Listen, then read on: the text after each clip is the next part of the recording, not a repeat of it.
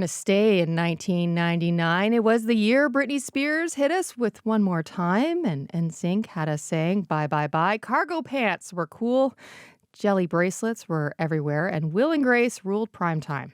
Oh, and despite the panic, the world did not end because of Y2K.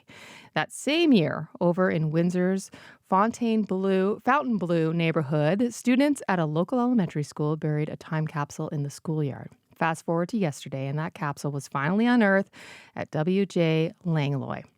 Robert Ferranti, who taught grade 7 at the school back in 1999 to 2000 school year, he was there to see what came out of the ground 25 years later. When I finally saw the contents, I was a little bit teary-eyed. It brought back a flood of memories, things that I'd forgotten we had done. It seems to me it brings back a simpler time. We weren't on our devices. I think the internet just started at the time. Nobody had a cell phone. It doesn't feel like 25 years ago. It feels like it went by in a blink of an eye, and part of me thinks it feels like yesterday that we did this. Rachel Chimenti is a special education teacher at Langlois. She was also a grade 7 teacher back in 1999 and 2000, and she's in our studio this morning. Good morning, Rachel. Good morning. All Thank right. you for having me. Thanks for being here. Well, what was your reaction when you saw the capsule? Was it similar to what we heard there from Robert? Yes, when we started unveiling the contents of that, it was incredible. It was really interesting to read what the kids had written about themselves and where they were going to be in 2025. And some people wrote autobiographies like in their first person of what they'd be doing. And for a lot of our students last night and their former families, things came true. So it was really cool to see. We had some great memorabilia in there. We had video footage on the old VHS tapes that had to be redigitized. Is that the right word to use? I'm not sure. So that we could link it to our website. And so we have actual footage of a day in the life of W.J. Langlois back then. We had a grade 2 teacher that made a video back. It would have been those old big video cameras. Oh, yeah. And so we had a lot of great contents. It was wonderful. What did some of those students write in their autobiographies back then that came true? Well, they talked about whether they'd be married and have children. So many of those students came back with their children. And I get the great privilege of teaching some of those former students' children now at the school. So that's really awesome. So they came with their families. A lot of the parents were there, like even if their children couldn't make it last night, like the students that were there at that time, the families were there. Their parents were there. Grandparents were there. So it was really neat. And the big piece of this, I think that was where the real emotion came in, is every parent wrote letters to their children in the school. So they were opening parent letters for the first time. And so some parents have passed since then. We've had situations where some students have passed. So students wrote letters to their parents as well.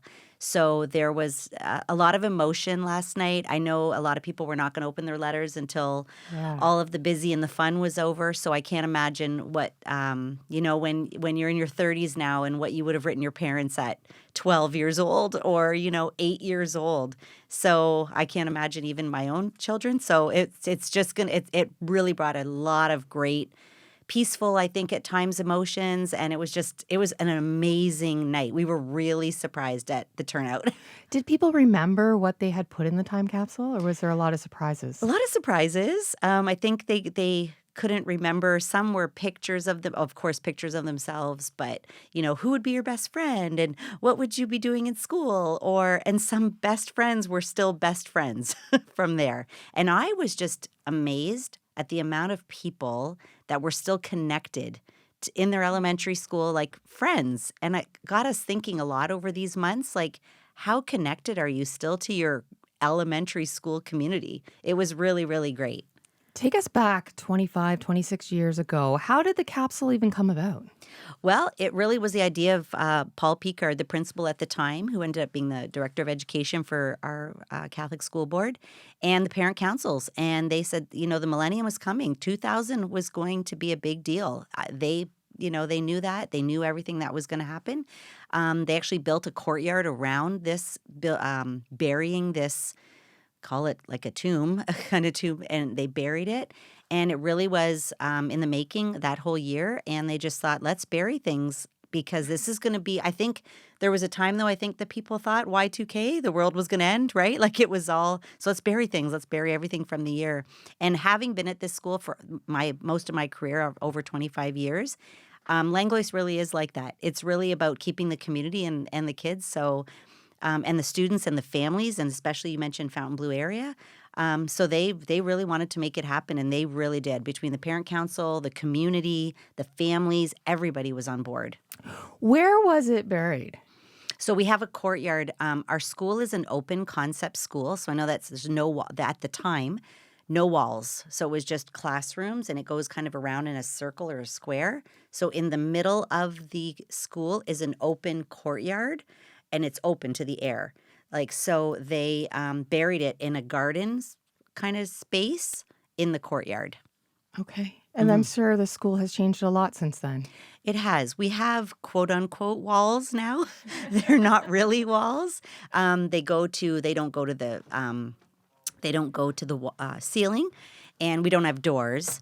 And we still have a very much a middle open concept part. But at the time, it was no walls, no nothing. So you could see the entire junior pod, senior pod, primary pod, and you would just kind of talk to all your teachers from way in the other end to here. It was a great community. Does it make you want to put another time capsule in the ground? People have been asking, what are you guys doing? Are you burying another one? You got 25 years. I retire in a few years, so That doesn't stop your school by it seems. No, it doesn't. And people are interested, and they were asking. So I can't speak to that. I really don't know. But the kids of our current year really were asking. What would you put in the time capsule now? From our school? Oh, well, we have, a lot of devices now. Like there was no devices back then.